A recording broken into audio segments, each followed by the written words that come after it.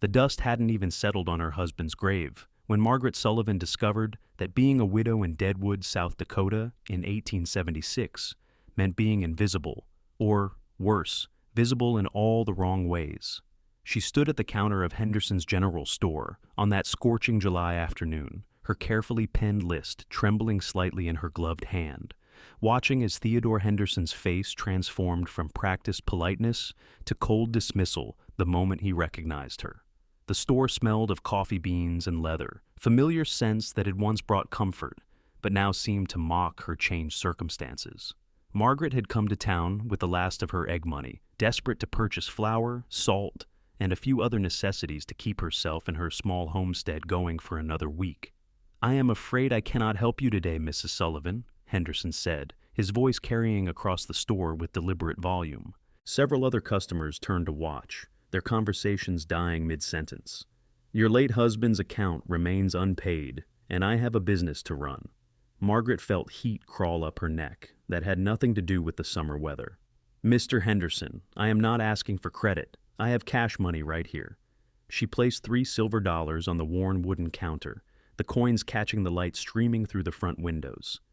"This is what I have saved from selling eggs. I only need basic supplies." Henderson's mustache twitched as he pushed the coins back toward her with one thick finger. "The matter is not about the money in your hand today, Mrs. Sullivan. Your husband died owing me $17, and I will not extend any service to his household until that debt is settled. It is a matter of principle." "But I am offering to pay cash for new purchases," Margaret protested, aware of the eyes boring into her back, the whispered comments already beginning. She had worn her best dress, the dark blue one, with the carefully mended hem, had pinned her auburn hair neatly beneath her bonnet. She had prepared herself for many possibilities, but not this. "The debt my husband incurred has nothing to do with a simple cash transaction."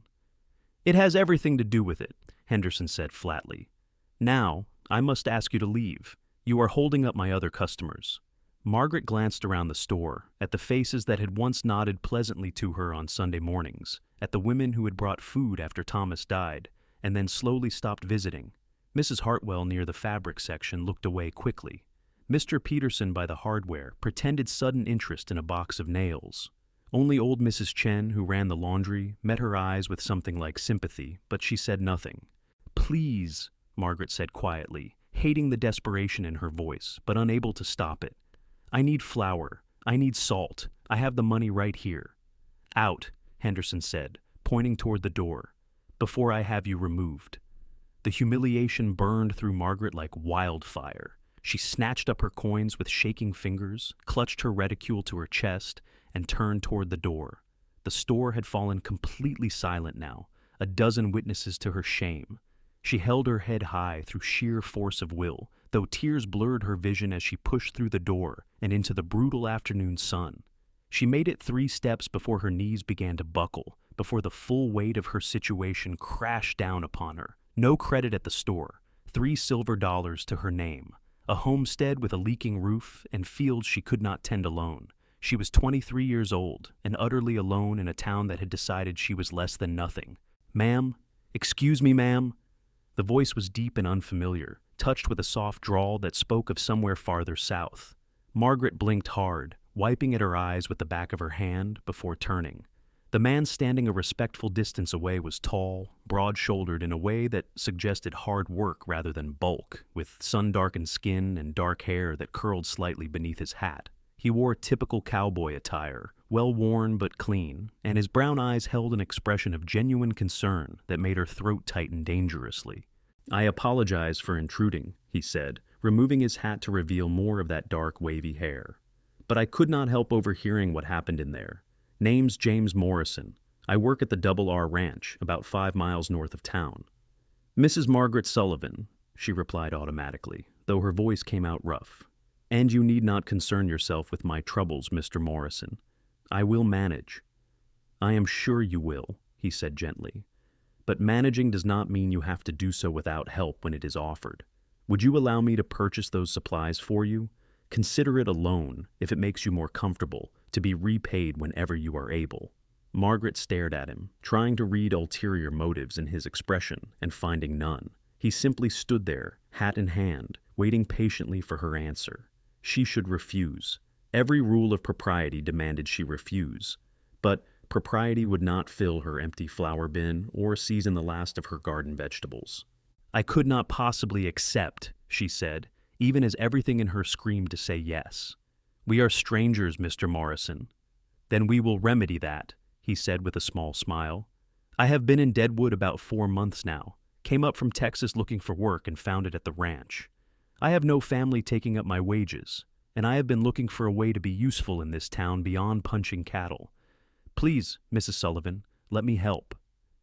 There was something in his eyes, a sincerity that reminded her painfully of Thomas, before the drinking had taken him, before the gambling debts and late nights, and finally the riding accident that had left her widowed. This man, this stranger, was offering her a kindness she did not deserve and certainly had not earned. "Just the basics," she heard herself say. "Flour, salt, sugar, coffee, and perhaps some beans. Nothing extravagant. And I will repay you, Mr. Morrison, every cent." His smile widened, transforming his serious face into something almost handsome. "I do not doubt it for a moment. Wait here in the shade, please. The sun is fierce today." Before she could protest further, he settled his hat back on his head and strode into Henderson's general store with the confidence of a man who had never been refused service in his life. Margaret moved to the narrow strip of shade provided by the store's awning and waited, her heart hammering against her ribs. Through the window, she could see James Morrison moving through the store with her list, which she only now realized she must have dropped. He had picked it up. He was reading her careful handwriting, selecting items with the same focus he might give to choosing a horse. Henderson served him without hesitation, of course. Margaret watched the transaction with mingled relief and resentment. The same man who had publicly humiliated her now smiled and nodded at this stranger, taking his money with practiced efficiency. The injustice of it burned, but not enough to overcome her desperate need for those supplies. James emerged several minutes later, carrying a large crate filled with items, far more than her list had contained. Margaret opened her mouth to protest, but he shook his head. "Your list covered the basics. I added a few things I noticed missing, nothing that will spoil. Where is your wagon, Mrs. Sullivan?" "I have no wagon," she admitted, feeling fresh shame crawl through her. "I walked into town. It is only 3 miles to my homestead. I was planning to make 2 trips to carry everything back." James looked at her for a long moment, something shifting in his expression. 3 miles in this heat, carrying supplies? "No, ma'am. I have my horse tied up at the saloon. Let me carry this to your place. It is the least I can do after purchasing it." "That is too much," Margaret protested. "You have already done more than enough. I can manage from here." "I am sure you can manage most anything you set your mind to," James said, and there was no condescension in his tone, only honest assessment. "But managing alone when help is offered is just pride talking. If you will forgive me saying so, I have the afternoon free. The ride will do me good. Please, Mrs. Sullivan, let me see this through." Margaret found herself nodding before her pride could override her common sense. "Very well, but I must insist this is a loan, Mr. Morrison. I will find a way to repay you. We can discuss terms later," he said easily. "For now, let's get you and these supplies home before the heat gets any worse." He retrieved his horse, a solid bay gelding, with intelligent eyes and a calm disposition, and tied the crate of supplies securely behind the saddle.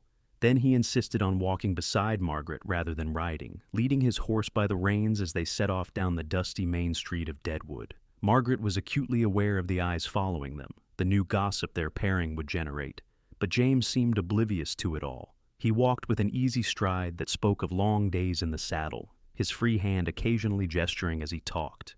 "I apologize if I am overstepping," he said once they had left the main part of town behind, following the rutted road toward the outlying homesteads. "But Henderson should not have treated you that way. No matter what debts your husband left, refusing cash service is just plain mean." "Thank you," Margaret said quietly.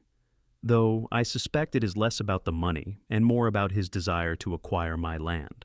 My husband borrowed from several people in town before his death. Mr. Henderson has made it clear he would be willing to forgive the debt in exchange for the property deed."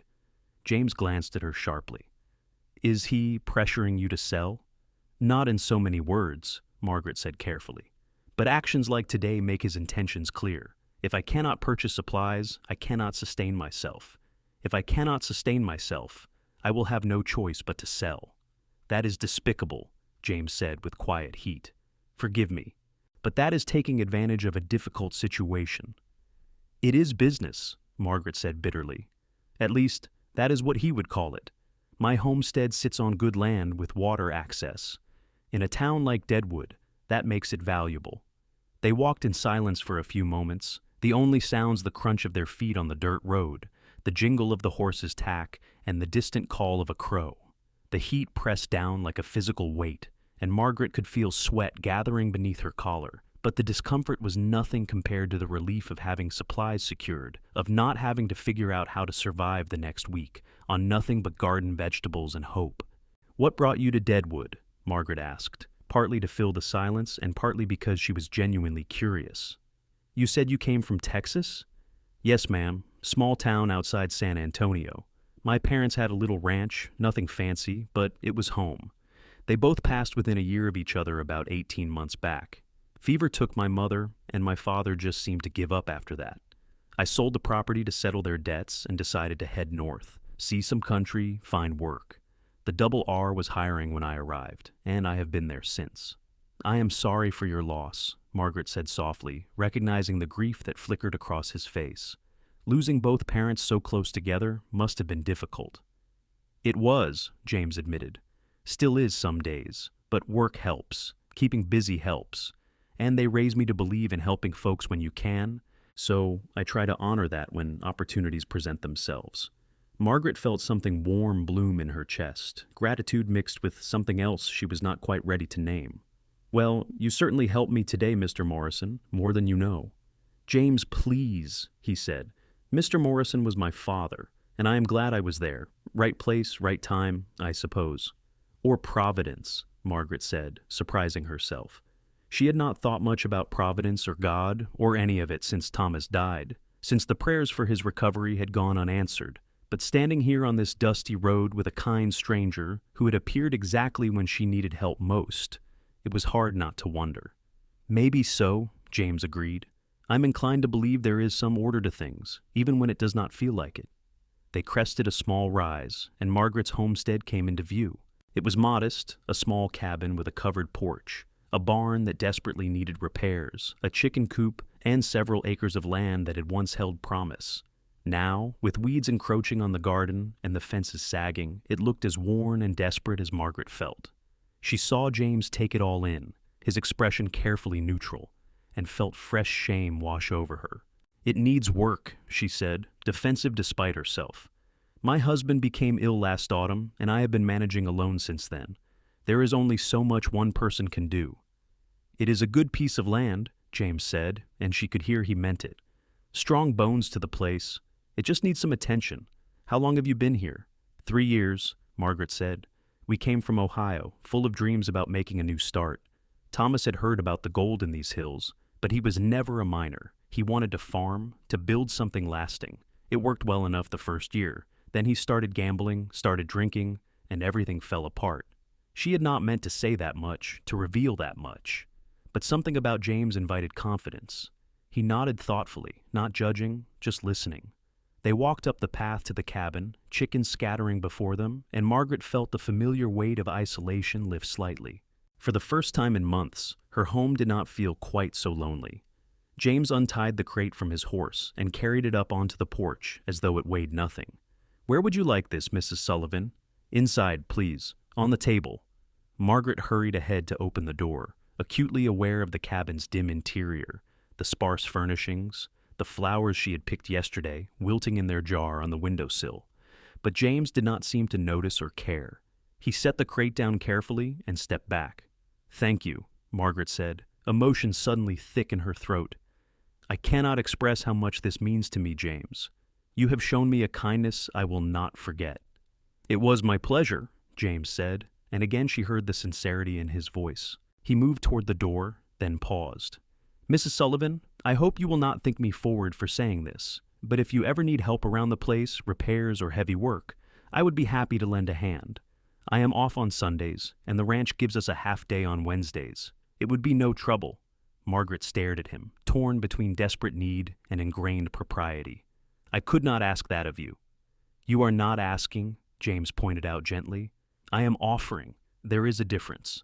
But I understand if you prefer to manage on your own. The offer stands regardless." He settled his hat more firmly on his head and moved toward his horse. Margaret followed him out onto the porch, her mind racing. She needed help desperately. The barn roof was leaking, the chicken coop door hung crooked, the garden fence was falling down, and 100 other small disasters demanded attention she could not provide alone. But accepting ongoing help from a single man, even one as seemingly decent as James Morrison, would set tongues wagging throughout Deadwood. Then again, those same tongues had already condemned her. Henderson had seen to that today. "Wednesday," she heard herself say. "If you truly do not mind, there is work that needs doing. I cannot pay you in cash, but I can offer a good meal and whatever vegetables are ready in the garden." James turned back, a slow smile spreading across his face. "That sounds more than fair. I will come by after my morning work at the ranch, probably around noon. Thank you, Mrs. Sullivan." "Margaret," she said impulsively.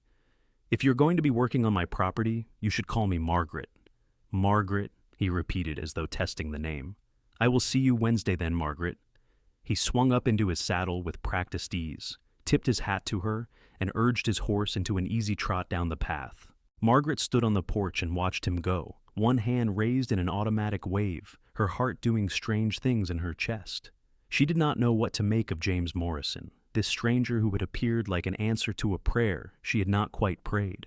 But as she turned back to the crate of supplies sitting on her table, more food than she had seen in weeks, she felt something she had not felt since Thomas died.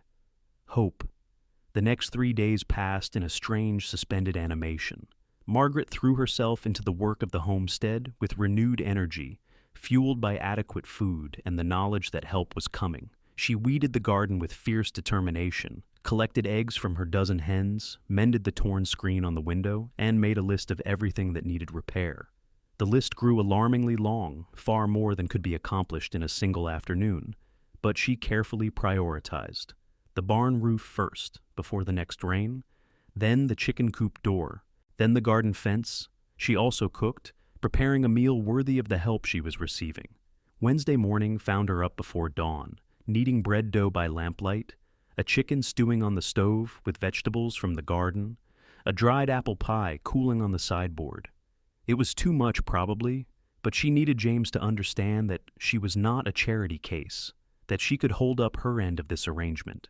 He arrived precisely at noon, as promised, riding up the path with that same easy confidence. Margaret met him on the porch, wiping flour from her hands, trying to ignore the flutter in her stomach that had nothing to do with hunger. "Good afternoon," James called, dismounting smoothly. "Something smells incredible." "I made dinner," Margaret said, then corrected herself. "Lunch, I mean. I thought we could eat first, then tackle whatever work you feel up to." "That sounds perfect," James said. He tied his horse in the shade and followed Margaret inside, removing his hat at the threshold. His hair was damp with sweat, curling at the temples, and she caught the scent of honest work, leather and horse and summer heat. It was not unpleasant. They ate at her small table, the food and conversation flowing more easily than Margaret would have thought possible. James told her about the Double R Ranch, about the cattle drives and roundups, about the other cowboys who worked there. He described the vast open ranges of Texas with a nostalgia that made her smile, and he asked about Ohio, about her life before Deadwood. Margaret found herself talking more than she had in months, the isolation of recent weeks loosening under his genuine interest. "So you were a school teacher?" James asked, leaning back in his chair with the satisfied air of a man who had eaten well. "How did you end up married to a farmer in Deadwood?" "Thomas was charming," Margaret said simply, "and I was young and naive. He painted such beautiful pictures of our life out west, of the adventure and opportunity.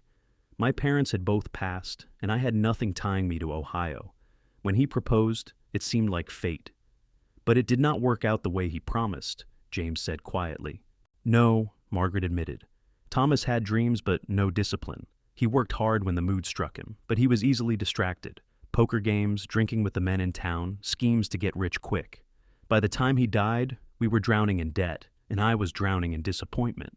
"That must have been lonely," James said. "Being disappointed in someone you loved." Margaret met his eyes, saw understanding there, and felt something in her chest crack open. It was the loneliest thing in the world, worse than being alone now in some ways. At least, now I know where I stand. James nodded slowly. I saw something similar with one of my uncles. Good man in many ways, but he could not stay away from the bottle. My aunt stood by him for years, kept hoping he would change. He never did. It wore her down until there was barely anything left of the woman she had been. That is exactly it, Margaret said softly. The wearing down. I am glad Thomas did not live to see me become a ghost of myself. They sat in companionable silence for a moment, the weight of shared understanding settling between them. Then James stirred, glancing toward the window. Well, I had better earn this excellent meal. What would you like me to tackle first? Margaret showed him the barn, pointing out where rain was leaking through, where the roof boards had rotted. James climbed up with an agility that suggested he had done this before and spent the next several hours replacing boards, hammering shingles, making the structure sound again. Margaret helped where she could, handing up tools and materials, steadying the ladder, her respect for this man growing with every competent movement he made. They worked mostly in silence, the kind of comfortable quiet that speaks of people at ease with each other. Occasionally James would explain what he was doing or ask for a particular tool, and Margaret would respond, but mostly they simply worked. The sun tracked across the sky, the heat building, and then gradually easing as afternoon wore toward evening. By the time James climbed down from the roof for the last time, the barn was secure, and Margaret felt as though a weight had been lifted from her shoulders. That should hold through any storm, James said, wiping sweat from his forehead. The rest of the structure is solid. You have got good bones here, Margaret. This place will last. Thanks to you, Margaret said. I could never have done that alone. How much do I owe you for the materials? Nothing, James said firmly. The ranch had extra supplies sitting around. They were happy to let me take them off their hands. Margaret doubted that, but decided not to argue. Instead, she offered him water from the well, cold and clear, and they sat on the porch as the evening air began to cool. The chickens had returned to their coop, settling in for the night with soft clucking sounds. A breeze stirred the tall grass in the distance. For the first time since Thomas died, Margaret felt something like peace. Same time next Wednesday? James asked as he prepared to leave. I noticed your chicken coop door could use some attention. You have already done so much, Margaret protested, but her heart was not in it. And I will do more if you let me, James said simply. I like the work, Margaret, and I like the company. If you are willing to feed me again like you did today, I consider it a fair trade. Margaret laughed, the sound surprising her with its lightness. Very well, next Wednesday. And James, thank you for everything. My pleasure, he said, and she believed him. The pattern established itself over the following weeks. Every Wednesday, James would arrive at noon, share the meal Margaret had prepared, and then spend the afternoon working on whatever repair or task she had identified as most urgent. He fixed the chicken coop door, mended the garden fence, repaired the broken step on the porch, cleaned out the well, and a dozen other tasks. On Sundays, he began arriving in the morning, attending church with her in Deadwood, despite the stares and whispers, then returning to the homestead for an afternoon of work. The people of Deadwood had opinions about the arrangement, of course. Margaret heard the whispers at church, saw the sidelong glances when she ventured into town for those things she could not produce herself. Mrs. Hartwell made a pointed comment about propriety. Mr. Henderson glared daggers whenever he saw them together, but Mrs. Chen from the laundry smiled and nodded approvingly, and a few other folks, mostly those on the margins of society themselves, offered quiet words of encouragement. Margaret found she cared less and less what people thought. For the first time since coming to Deadwood, she was not merely surviving, but actually living. The homestead began to thrive under their combined efforts. The garden produced abundantly. The chickens laid well. The building stood sound and secure. More than that, Margaret herself began to thrive. Color returned to her cheeks, strength to her frame, and something else, something warmer and more dangerous to her heart. She was falling in love with James Morrison, and she suspected he was falling in love with her. It was there in the way he looked at her when he thought she was not watching, a softness in his dark eyes that made her breath catch. It was there in the way he found excuses to brush against her hand when passing tools, in the way his voice gentled when he spoke her name, in the way he lingered over Sunday dinners, reluctant to leave. And it was there in her own responses, the way her heart raced when she heard his horse approaching, the care she took with her appearance on Wednesdays and Sundays, the dreams that left her flushed and restless when she woke alone in her bed. But neither of them spoke of it. The arrangement they had was too precious to risk, the friendship too valuable to endanger with premature declarations. So they danced around the truth, content for the moment to simply be in each other's presence, to build something steady and sure before naming it. Summer faded into autumn, the brutal heat giving way to cooler days and cold nights. Margaret put up vegetables for winter, filling her small cellar with jars of beans and tomatoes and pickles, drying herbs and stringing up onions. James brought her a cord of firewood from the ranch, stacked it neatly beside the cabin over the course of several Sundays. They worked together to prepare the homestead for winter, banking earth around the foundation, securing shutters, checking the roof one final time. It was late October when everything changed. Margaret had been in town selling eggs, one of her few sources of cash income, when she overheard Henderson talking in the saloon. She had not meant to eavesdrop, but his voice carried through the open door as she passed. "The Sullivan widow cannot hold out much longer," Henderson was saying. "Winter will finish what I started. She will be begging to sell by spring, and I will have that land for a fraction of its worth." "What about the cowboy who has been helping her?" another voice asked, one Margaret did not recognize. "Morrison?" Henderson laughed, an ugly sound. "He is losing interest. I have seen him in town with one of the saloon girls. Men like that do not stick around once the novelty wears off. He was just amusing himself with the desperate widow." Margaret left town in a daze, Henderson's words echoing in her head. She told herself they were not true, that Henderson was a spiteful man trying to undermine her. But doubt crept in like frost, cold and insidious. What did she really know about James Morrison? Only what he had told her, only what she had chosen to see. She had been so grateful for his help, so starved for kindness, that she had not questioned his motives. What if he was amusing himself? What if this was all a game to him, something to do until he got bored? When James arrived that Wednesday, Margaret was cool and distant. She served the meal in near silence, barely responding to his conversation. And when he asked if something was wrong, she said she was tired, nothing more. But when he moved to start work on the storm cellar door they had been planning to replace, she stopped him. "I think perhaps we should reconsider this arrangement," she said, the words tasting like ash in her mouth. James froze, his hand on the cellar door. "What do you mean?" "I mean that you have been very kind, but I can manage from here," Margaret said, forcing herself to meet his eyes. "You have done more than enough. I do not want to continue taking advantage of your generosity." "Taking advantage?" James repeated slowly. "Margaret, what is this really about?" "Nothing," she said, but her voice cracked. "I simply think it is time we ended this arrangement. People are talking, and it is not fair to you." "I do not care what people say," James said, moving toward her. "Margaret, what happened? What changed between Sunday and today?" "Nothing changed," Margaret lied. "I have been thinking about this for a while. You have your own life to live. James, you should not be spending all your free time here." "What if I want to spend my time here?" James asked quietly.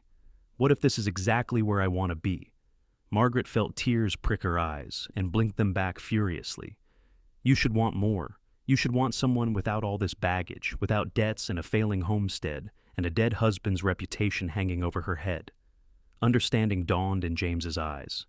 "Someone said something to you. Who was it? What did they say?" "It does not matter," Margaret said. "It matters to me," James insisted. "Margaret, please, talk to me." And suddenly it all came pouring out.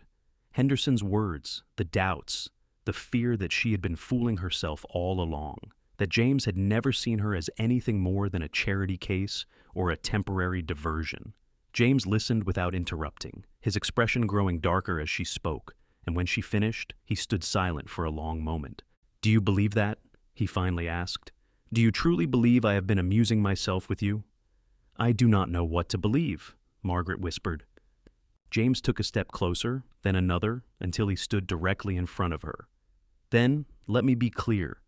I have spent every Wednesday and Sunday here for the past 4 months, not because I'm amusing myself, and not because I pity you. I come here because this is where I want to be, because you are who I want to be with. I am in love with you, Margaret Sullivan. I have been for weeks now, maybe longer. I have been trying to find the right time to tell you, the right words. But I guess Henderson and his poison tongue have forced my hand." Margaret stared at him, her heart hammering so hard she thought it might burst. "You love me?" "I love you," James confirmed, his voice steady and sure. "I love your strength and your determination. I love the way you have kept fighting when most people would have given up. I love the way you laugh when you think no one is listening. I love working beside you, eating meals with you, hearing about your day. I love everything about you, and I want to keep loving you for as long as you will let me." "James," Margaret breathed, his name a prayer and a plea. "I know this is fast," James continued. "I know we have not known each other long, but out here, life is short and uncertain. I learned that when I lost my parents. When you find something worth holding on to, you do not let it slip away because of timing or propriety or what bitter men like Henderson think. So, I am asking you, Margaret, do you feel anything for me, anything at all?" "I love you," Margaret said, the words tumbling out before she could stop them. "I have loved you for weeks. I have been trying not to, trying to be practical, but I love you, James. I love you so much it terrifies me." James's face broke into a smile, brilliant and transforming. "Then why are we fighting this?" "Because I am afraid," Margaret admitted. "I am afraid you will realize I am not worth it. I am afraid of being hurt again. I am afraid of losing something precious." "I am afraid too," James said, "but I am more afraid of not trying. Margaret, I cannot promise everything will be perfect. I am just a cowboy with no land and no fortune. But I can promise I will work hard for us. I can promise I will be faithful and true. And I can promise I will love you every single day for the rest of my life." Margaret felt tears spill over, but they were not tears of sorrow. "That is all I need. That is everything." James reached out and gently wiped the tears from her cheeks with his thumbs, his touch tender. "Then let me court you properly. Let me show this town and everyone in it that you are not alone, that you are valued and cherished. Let me stand beside you, not just on Wednesdays and Sundays, but always." "Yes," Margaret whispered. "Yes to all of it." James pulled her into his arms then, holding her close, and Margaret melted into his embrace.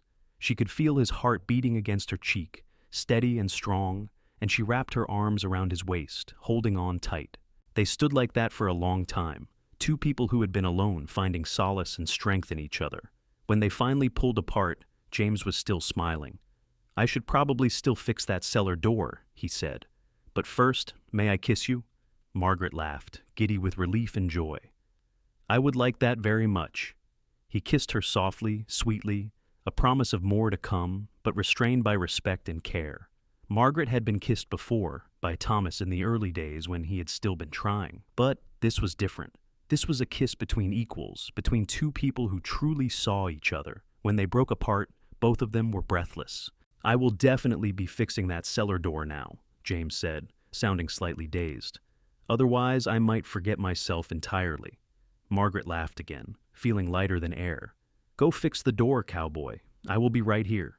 James worked on the cellar door with renewed energy, whistling as he went, and Margaret sat on the porch and watched him, marveling at the turn her life had taken.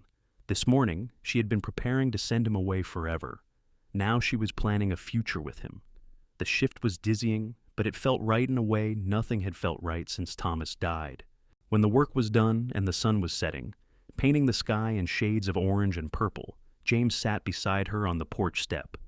"I need to head back to the ranch soon," he said reluctantly, "but I will be back Sunday, and Margaret, I meant what I said, all of it." "I know," Margaret said, lacing her fingers through his, "and I meant what I said too. I love you, James Morrison." "I love you, Margaret Sullivan," he replied, lifting her hand to his lips and kissing her knuckles gently. "And I am going to spend the rest of my life proving it." He left shortly after, but the promise hung in the air long after he had gone. Margaret went to bed that night with a smile on her face and hope singing in her heart. Whatever challenges lay ahead, and she knew there would be many, they would face them together. The next Sunday, James arrived with more than just his tools and his easy smile.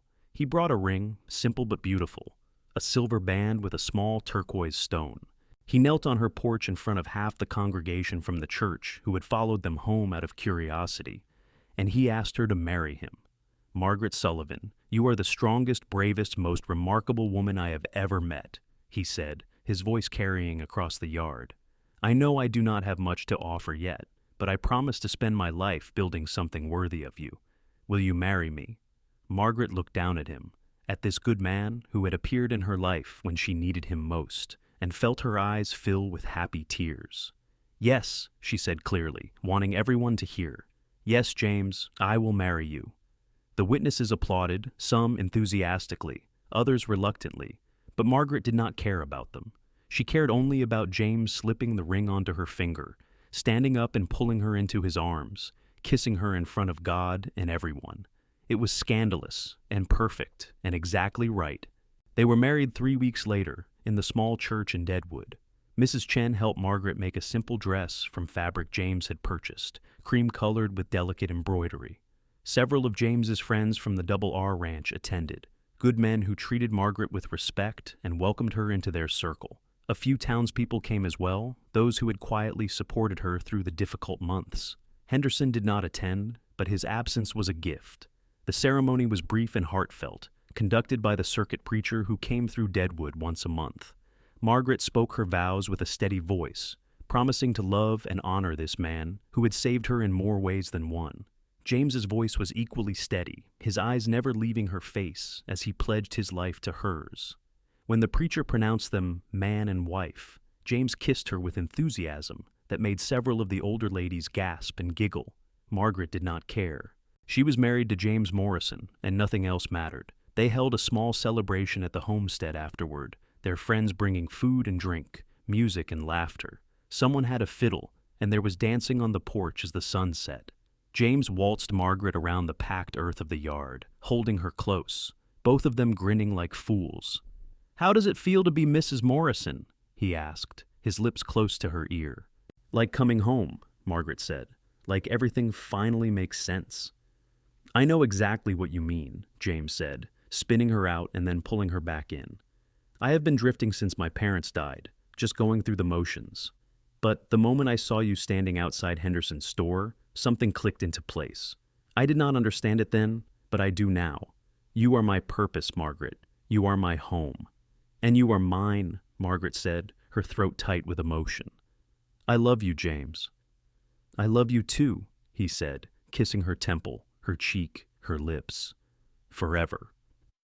The celebration wound down as evening turned to night, their guests gradually departing with handshakes and hugs, leaving the newlyweds alone. James carried Margaret over the threshold of the cabin, both of them laughing, and set her down gently inside. The single room glowed with lamplight, warm and welcoming, transformed from a place of loneliness into a home. That night, they came together as husband and wife with tenderness and passion, learning each other's bodies, building a physical intimacy to match the emotional connection they had already forged. Margaret had been nervous, her previous experiences with Thomas tainted by disappointment and duty, but James was patient and gentle, making sure she felt safe and cherished. When they finally joined, it was with mutual desire and joy, a celebration of their love and commitment. Afterward, they lay tangled together in the narrow bed, Margaret's head on James's chest, listening to his heartbeat slow and steady beneath her ear. "I never thought I could be this happy," she murmured. "Neither did I," James said, his fingers tracing lazy patterns on her back. "But here we are." "Here we are," Margaret echoed, smiling in the darkness. The first months of their marriage were an adjustment, but a joyful one. James moved his few belongings into the cabin and continued working at the Double R Ranch, bringing home wages that supplemented what the homestead produced. Together, they were able to not only survive, but begin to thrive. They paid off a portion of Thomas's debts, enough to ease the pressure, and made improvements to the property.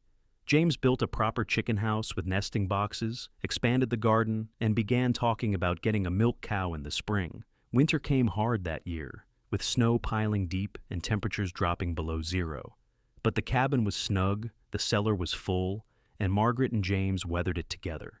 They spent long evenings by the fire, James teaching Margaret to play poker with buttons instead of money, Margaret reading aloud from her small collection of books, both of them simply enjoying being together. It was during one of those long winter nights that Margaret realized her monthly courses were late. She said nothing at first, not wanting to get James's hopes up, But when another week passed and she began feeling queasy in the mornings, she could no longer deny it. She was pregnant. She told James on a Sunday morning in January as they lay in bed, reluctant to face the cold. "I think I'm expecting a baby," she said quietly. James went very still beside her, then turned to look at her, his eyes wide. "Are you certain?" "Not completely, but fairly certain," Margaret said. "I have missed 2 monthly courses, and I have been feeling unwell in the mornings. All the signs are there." A slow smile spread across James's face, transforming into a grin. "We are going to have a baby?" "It appears so," Margaret said, unable to stop her own smile. James let out a whoop of joy and pulled her into his arms, kissing her soundly. "We are going to have a baby! Margaret, this is incredible!" "You are happy then?" Margaret asked, laughing at his enthusiasm. "Happy! I am beyond happy," James said. "I am going to be a father. You are going to be a mother. We are going to have a family." His joy was infectious, washing away the nervousness Margaret had been feeling. They spent the rest of the morning making plans, talking about names and futures, imagining the child they would raise together. James's hand kept drifting to her still flat stomach, as though he could already feel the life growing there. "I will take care of you," he promised. "Both of you. Whatever you need, Margaret, I will provide it." "I know you will," Margaret said, covering his hand with hers. "We are going to be wonderful parents, James." "We are," he agreed. "This child is going to grow up knowing love and security and everything we can give." The pregnancy progressed smoothly through the rest of winter and into spring. Margaret bloomed with health, her body adapting to the changes with relative ease. James was attentive to the point of being overprotective, insisting she rest more, taking on even more of the physical labor around the homestead. By the time the snow melted and green things began to push up through the earth, Margaret had a visible swell to her belly and a glow that turned heads when they went to town. The people of Deadwood had gradually warmed to the Morrison marriage. It was hard to deny the obvious happiness of the couple, the improvements to the homestead, the respectability James brought simply by being present and committed. Even Henderson had grudgingly accepted defeat, though he still would not serve Margaret directly. She did not care. She had James, she had their growing family, and she had a future worth fighting for. Spring brought renewal to the homestead. James planted an expanded garden while Margaret supervised from a chair on the porch, her hands busy with knitting tiny garments. They acquired the milk cow James had been wanting, a gentle creature named Buttercup, who provided rich milk and cream. The chickens laid prolifically, and James began talking about expanding their flock, maybe getting some pigs to raise for autumn slaughter. "We could be completely self-sufficient within a couple years," he said one evening over dinner. "Between your garden skills and my work at the ranch, we can build something really substantial here, Margaret. Something to pass down to our children." "Children, plural?" Margaret teased, one hand resting on her rounded belly. "Let us see how this first one goes before we start planning a whole brood." "Fair enough," James said with a grin. "But I am hoping for several. I want a full house, Margaret. Laughter and noise and life everywhere." Margaret smiled, picturing it. After so much loneliness, the idea of a house full of children sounded like heaven. "We will see what God provides," she said. "What God provides," James echoed, reaching across the table to take her hand. "I have a feeling he's going to be generous. He has been so far." The baby came in late August, born during a thunderstorm that rolled across the plains with dramatic fury. Margaret labored through the night, with Mrs. Chen and another woman from town attending her, while James paced the porch and wore a path in the boards. The birth was long but uncomplicated, and when dawn broke clear and washed clean by the storm, a baby's cry pierced the morning air. James burst into the cabin to find Margaret propped up in bed, exhausted but radiant, holding a tiny bundle. "It is a boy," she said, tears streaming down her face. "James, we have a son." James approached slowly, almost reverently, staring down at the small face barely visible in the blankets.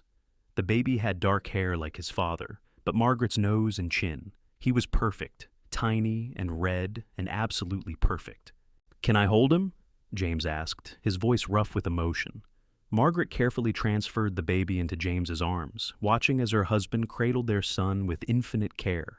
James looked down at the child with an expression of such love and wonder that it made Margaret's heart ache. "Hello, little one," James whispered. "I am your father. I am going to take such good care of you. You and your mother both. I promise." The baby yawned, a tiny sound, and Margaret laughed through her tears. "He is already unimpressed with your promises." "He will learn," James said, unable to tear his eyes away from his son. "What should we name him?" They had discussed names for months without reaching a firm decision. Now, looking at her son in her husband's arms with the morning light streaming through the window, Margaret knew. "Thomas James Morrison," she said. After both his father and the grandfather, he never knew. James looked up, surprise and emotion warring on his face. "Are you certain, after everything Thomas put you through?" "I am certain," Margaret said, "that Thomas made mistakes, terrible ones, but he also brought me here to Deadwood. If he had not, I never would have met you. In a strange way, I owe him for that. And I want our son to carry both legacies, the one that ended and the one that is just beginning." James nodded slowly. "Thomas James Morrison it is. We will call him TJ, give him his own identity." "TJ," Margaret repeated, smiling. "Perfect." The weeks following TJ's birth were a blur of sleepless nights and steep learning curves, but Margaret and James navigated them together. James proved to be a natural father, patient with the baby's cries, eager to help with feedings and changings, constantly amazed by every small development. He reduced his hours at the Double R Ranch to spend more time at home, and when he was working, he would rush back at every opportunity to check on his wife and son. TJ grew quickly, thriving under the devoted care of his parents. By his first winter, he was sitting up and babbling, reaching for everything with curious hands. By his first birthday, he was walking, toddling around the homestead with determination, keeping both parents constantly alert. He had his father's easy smile and his mother's stubborn independence, a combination that promised both joy and challenges ahead. "He is going to be a handful," Margaret said one evening, watching TJ try repeatedly to climb onto a chair despite falling multiple times. "He gets that from you," James said with a grin. "He gets it from both of us," Margaret corrected. "We are both stubborn as mules when we want something." "True enough," James agreed, "but I would not have it any other way. That stubbornness is what brought us together." Life settled into a rhythm over the following years. The homestead prospered, growing from a struggling property into a thriving small ranch. James continued working at the Double R while building up their own herd of cattle, starting with a few head and gradually expanding. Margaret managed the household, the garden, the chickens, and their growing family. TJ gained a sister when he was 2.5, a daughter they named Catherine Rose. She was quieter than her brother, more contemplative, with Margaret's auburn hair and James's dark eyes. Where TJ was all energy and noise, Catherine was thoughtfulness and observation. Together, they made a perfect pair, playing together in the yard while Margaret worked and James handled the heavier tasks. 2 years after Catherine came, another son, William, blonde like neither parent but apparently taking after James's mother, whose picture hung on the cabin wall. William was a happy baby who laughed at everything and everyone, spreading joy wherever he went. The cabin, once so lonely and silent, rang with children's voices and laughter. By the time TJ was 6, James had saved enough to purchase additional land adjacent to their original homestead, expanding their holdings significantly. They built a larger house, a real 2-story structure with separate bedrooms for the children and a proper kitchen for Margaret.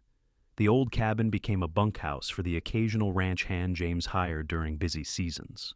The new house was Margaret's dream realized, with glass windows, a wood floor, and a parlor where she could receive visitors properly. James built her a wide front porch with a swing, and many evenings found the family gathered there, watching the sunset over the plains while the children played. "Do you ever think about that day at Henderson's store?" Margaret asked one such evening, rocking gently on the swing, with Catherine asleep against her shoulder, while the boys wrestled in the grass under James's watchful eye. "Sometimes," James admitted, "I think about how close I came to not going into town that day. I had planned to stay at the ranch, but one of the other hands asked me to pick something up for him. If he had not asked, if I had been 10 minutes later, I might have missed you entirely." "Providence," Margaret said softly, echoing their conversation from years ago. "Providence," James agreed. "I was in the right place at exactly the right time, and you were brave enough to accept help from a stranger." "Desperate enough," Margaret corrected with a smile. "Brave enough," James insisted. It takes courage to accept help, to trust someone new. You could have sent me away. You could have refused the supplies, but you did not. You took a chance. Best chance I ever took, Margaret said, leaning against him. Second best, James corrected. The best was when you said yes to marrying me. Margaret laughed. I suppose you are right about that. Henderson's General Store eventually changed hands, the old proprietor selling out and moving back east. The new owner, a young couple from California, treated everyone fairly regardless of their history. Margaret shopped there regularly now, her status as James Morrison's wife, affording her a respect that her position as Thomas Sullivan's widow never had. It was a bitter truth, but Margaret had long since made peace with it. TJ started school when he turned 6, walking into town with the other ranch children, his slate and primer carefully wrapped in cloth. He took to learning with the same enthusiasm he brought to everything else, and his teacher reported he was bright and curious, always asking questions. Catherine would follow in 2 years, and eventually William.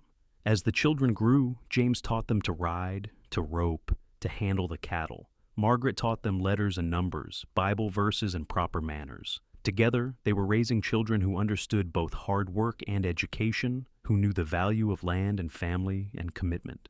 The years continued to pass, marked by birthdays and holidays, harvests and calvings, good years and lean ones. When TJ was 8, Margaret gave birth to twins, 2 more boys they named Samuel and Daniel.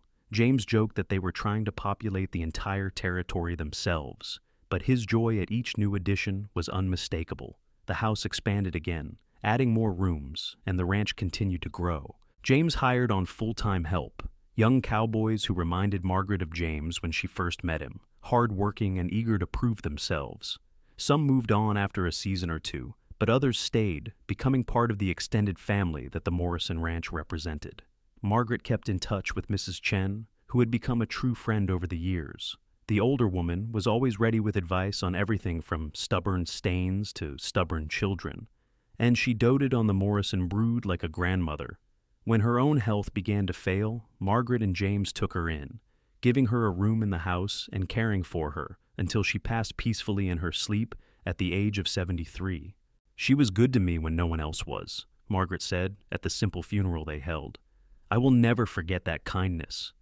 Neither will I, James said, his arm around Margaret's waist. She saw what we could be before anyone else did. By the time TJ was 15, he was working the ranch alongside his father, a skilled horseman and capable cattleman. Catherine at 12 was already helping her mother with the younger children and managing the household accounts with a head for numbers that impressed both parents. The younger boys were growing fast, each developing their own personalities and interests. Margaret looked at her family one Sunday afternoon, gathered around the large table James had built for their dining room, and marveled at how far they had come. 15 years earlier, she had been a destitute widow with no prospects, refused service at a store, and ready to give up. Now she presided over a thriving ranch, a loving husband, and 5 healthy children. The transformation seemed impossible, like something from a storybook, but it was real. "What are you thinking about?" James asked later, after the children had scattered to their various pursuits and the house was relatively quiet. "I am thinking about that day you bought my supplies," Margaret said, "about how one act of kindness changed my entire life." "Our lives," James corrected, pulling her into his arms. "You changed my life just as much as I changed yours, Margaret. Maybe more. I was drifting, going through the motions, just existing. You gave me purpose and direction. You gave me a family and a home. You gave me everything that matters." "We gave each other everything," Margaret said, reaching up to cup his face. The years had etched lines around his eyes, threaded gray through his dark hair, but to her, he was as handsome as the day he first approached her outside Henderson's store. "I love you, James Morrison. More today than yesterday, and less than tomorrow." "I love you, Margaret Morrison," James said, kissing her softly. "Always and forever." TJ took over more of the ranch operations as he grew older, showing a natural aptitude for management and animal husbandry. At 19, he married a girl from a neighboring ranch, and James built them a house on the property so they could stay close. Catherine went away to a teaching college, fulfilling Margaret's old dreams, and returned to teach at the school in Deadwood. The younger boys followed their own paths, William showing interest in veterinary work, Samuel in blacksmithing, and Daniel in ranching, like his father and oldest brother. The Morrison Ranch became one of the most successful operations in the region, known for quality cattle and fair dealing. James's reputation spread, and he was often called upon to settle disputes or offer advice. Margaret worked alongside him in all of it, her business acumen and personal strength contributing as much to their success as his physical labor. They celebrated their 20th wedding anniversary with all 5 children present, plus TJ's wife and their first grandchild, a baby girl named Margaret after her grandmother. James made a toast that evening, standing in the parlor of the house they had built together, surrounded by the family they had created. 20 years ago, I walked into Deadwood with nothing but a bedroll and a few dollars in my pocket, he said, his voice carrying across the room. I had no plan, no purpose, no real hope for the future. Then I met a woman who had every reason to be bitter and broken, but instead was strong and determined. She changed everything for me. Margaret, you are my heart, my home, my reason for everything I do. Thank you for 20 years of love and partnership. Here is to 20 more, and then 20 after that. To 20 more, everyone echoed, raising their glasses. Margaret stood and moved to James's side, her hand finding his automatically. And thank you for seeing me when I was invisible, she said, her voice thick with emotion. Thank you for helping me when you had no reason to. Thank you for loving me when I felt unlovable. You saved my life that day in Deadwood, James Morrison, and you have been saving it every day since. They kissed to the applause and cheers of their family, 2 people who had found each other against all odds and built something beautiful together. The years continued their steady march. James and Margaret grew older together, their hair graying, their bodies slowing, but their love never diminishing. They added more grandchildren to the family as their children married and had babies of their own.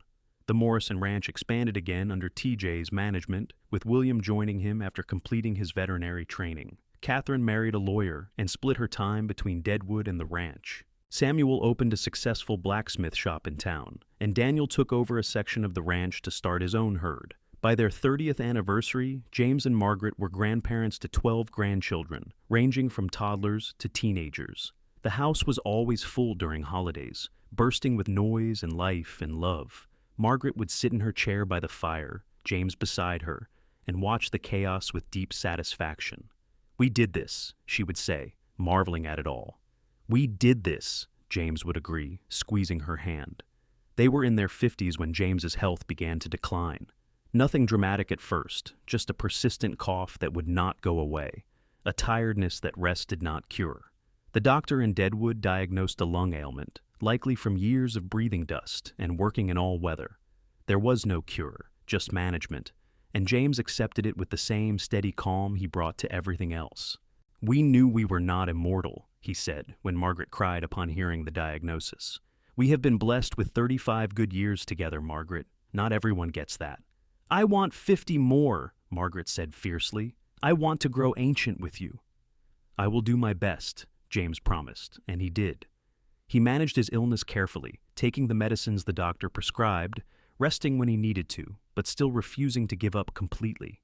He still rode out with TJ most mornings, still helped with the easier ranch tasks, still sat on the porch with Margaret every evening and talked about everything and nothing. They celebrated their 40th anniversary quietly, just the 2 of them, sitting on the porch swing James had built so many years ago. The sun was setting, painting the sky in familiar shades of orange and gold, and James had his arm around Margaret's shoulders. 40 years, he said wonderingly. It has gone so fast. And so slow, Margaret said. I feel like I have lived 3 lifetimes. The one before I met you, which was so short and difficult. The one we built together, which has been everything. And the one coming, which I do not want to think about. Do not borrow trouble, James said gently. We are here now, together. That is enough. It will never be enough, Margaret said. I will never have enough time with you, James Morrison. And I will never have enough time with you, James agreed. But we will take what we are given and be grateful for it. They sat in comfortable silence as the stars began to appear, the same stars that had witnessed their first kiss, their wedding, the births of their children, and every significant moment of their life together.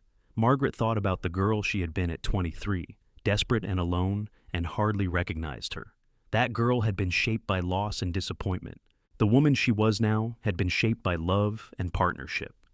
"Do you ever regret it?" she asked suddenly. "Walking into my life that day? Taking on someone else's debts and problems?" "Not for one single second," James said immediately. "Margaret, you have been the greatest adventure and the greatest blessing of my life. Every challenge we faced, every difficulty we overcame, it was all worth it. I would do it again in a heartbeat." "Even the twins?" Margaret teased, remembering the chaos of having two infants at once.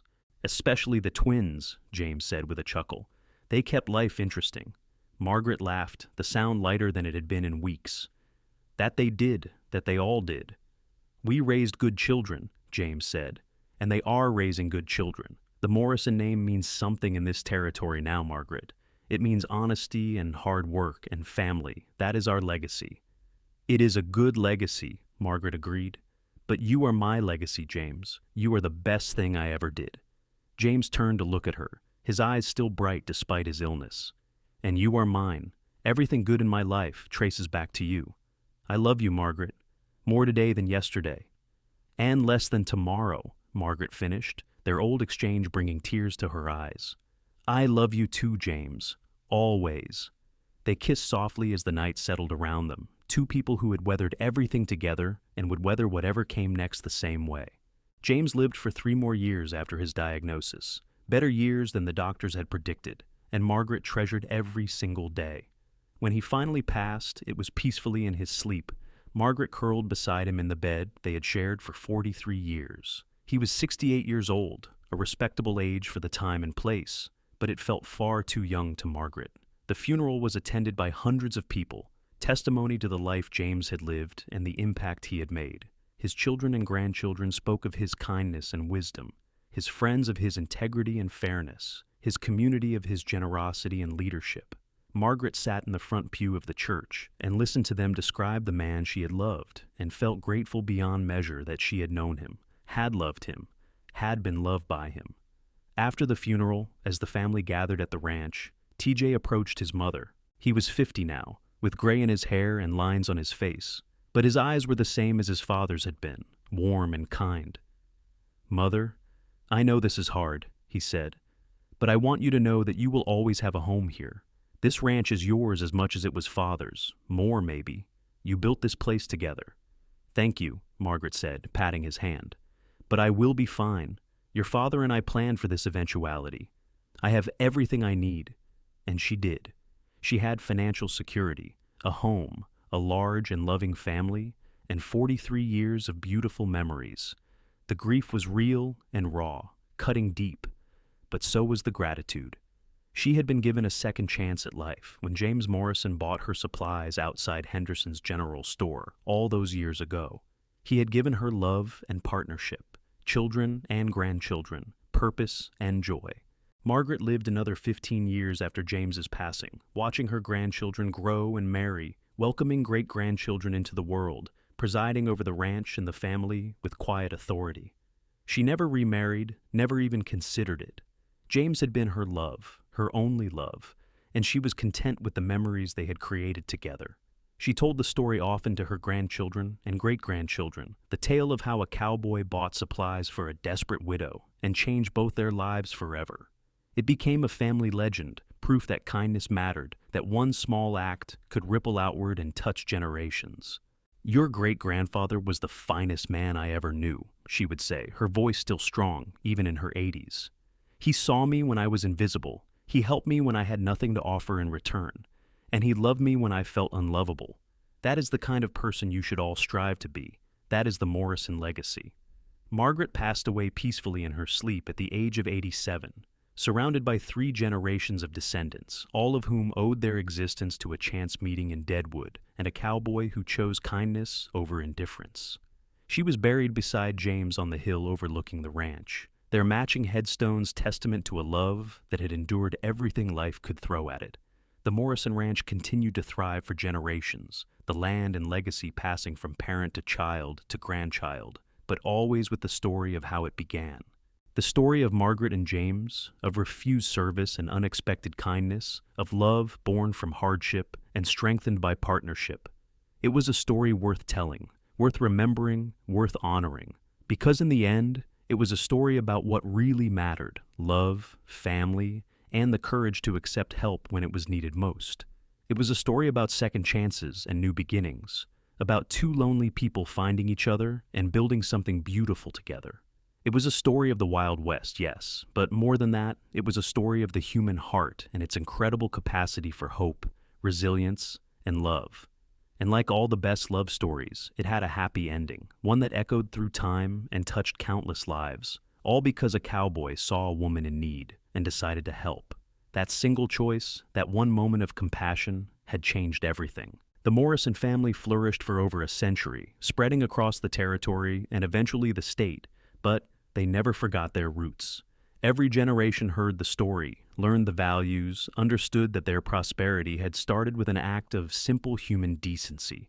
They carried that lesson forward, helping their neighbors, supporting their community, treating everyone with respect regardless of their circumstances. In the small museum in what had become the city of Deadwood, there was an exhibit dedicated to the early settlers. Among the artifacts and photographs was a simple silver ring with a turquoise stone, donated by the Morrison family. The placard beneath it told the story of Margaret and James, of love and second chances, of building a life together against all odds. Visitors would stop and read it, touched by the romance and resilience it represented. And on the ranch itself, now in its fifth generation of Morrison ownership, the old house still stood, preserved and maintained as a reminder of where it all began. The porch swing was still there, replaced many times but always in the same spot, and family members would sit on it and look out over the land and remember the two people who had started it all. Margaret and James Morrison had built more than a ranch. They had built a legacy of love, a testament to the power of kindness, and a family that would carry their values forward for generations to come. Their story ended as all good love stories should, with two people who loved each other deeply, lived fully, and left the world better than they found it. And it all started because a cowboy bought supplies for a woman who had been refused service at a general store and then carried them home for her. Such a simple act, but from it grew a love that lasted a lifetime and a legacy that would last forever. The sunset over the Morrison ranch looked the same as it had on that first evening when James worked on the barn roof, painting the sky in brilliant oranges and golds and purples. The land stretched out in all directions, fertile and productive, dotted with cattle and buildings, alive with the activity of a working ranch. Smoke rose from the main house chimney, lights glowed in the windows, and the sound of children's laughter carried on the evening breeze. Somewhere in that house, perhaps a great-great-grandchild was asking to hear the story again, the one about how their family began. And someone, maybe their grandmother or great-aunt, would smile and settle in to tell it, keeping the memory alive. It all started in 1876, the story would begin, when your great-great-great-grandmother Margaret was refused service at the general store in Deadwood. She was a widow, alone and desperate, with nowhere to turn. But then a cowboy named James Morrison saw her standing there, and he made a choice. He chose to help. He bought her supplies, and he carried them home for her. And from that one act of kindness grew the greatest love story this family has ever known. And the children would listen, wide-eyed and attentive, learning the values that had sustained the Morrison family through generations. They would learn about kindness and compassion, about love and partnership, about perseverance and hope. They would learn that one person could make a difference, that one choice could change everything. The story of Margaret and James Morrison lived on, just as their love had lived on, eternal and unbreakable, a beacon of light in a sometimes dark world. It was a reminder that happy endings were possible, that love could conquer hardship, and that sometimes the greatest adventures began with a simple act of human decency. And so, the legacy continued, generation after generation, built on a foundation of love that had been forged in the Wild West over 150 years ago. The names changed, the faces changed, but the core remained the same: family, love, kindness, and the unshakable belief that together, anything was possible. That was the true gift James and Margaret Morrison had given to their descendants. Not just land or wealth or success, but the knowledge that love was the greatest treasure of all, and that a life built on love would endure forever. And it did.